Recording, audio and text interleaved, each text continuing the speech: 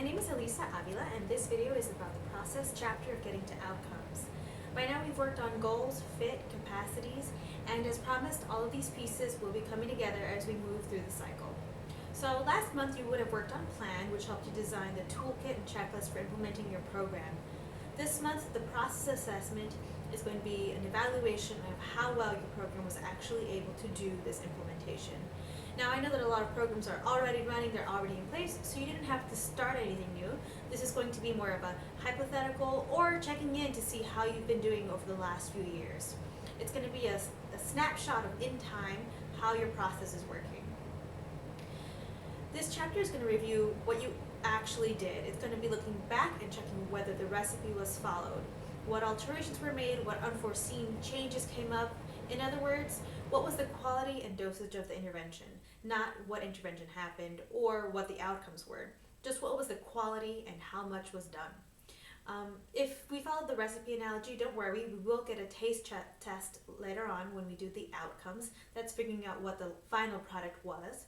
So this month you may be tempted to measure outcomes, you may be tempted to look at what happens in the long term, but really focus in on just what's the process that's occurring. While you're reading the chapter, you're going to see a long list of terms and concepts. These are going to be definitions for reference. You don't have to use all of them. You can probably skip reading them. They are there for reference and they will be useful in the future, but you may or may not need to use them this month.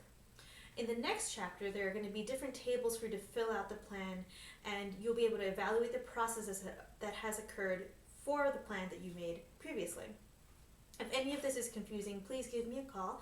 I'm here to help, and I love talking about plan and process and evaluation.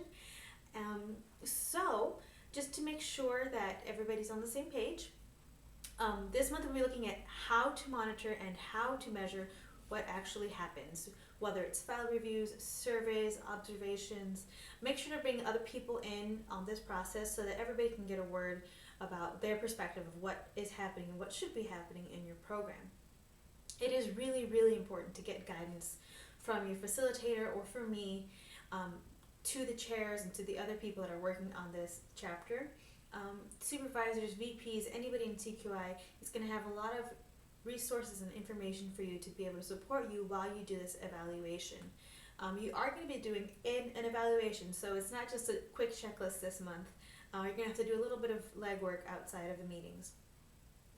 Additional information about the process that we may not find readily is mentioned in this chapter and is highly recommended. So reading the chapter is going to be really, really useful for you to understand what's supposed to happen this month.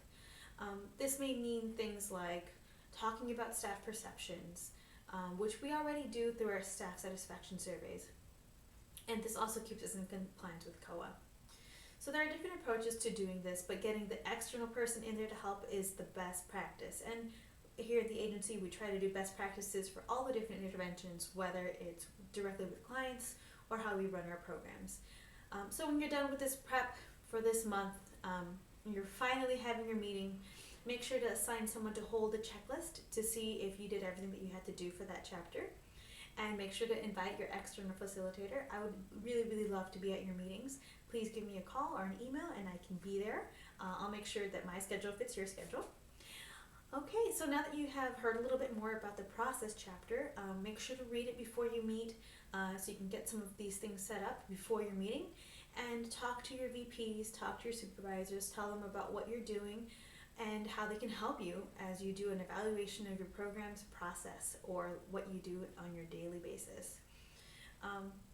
That's it for now. If you have any questions, please give me a call at 315-253-5383, extension 1206, or send me an email at elisa.avila@cayugacenters.org. I'm always happy to answer your questions.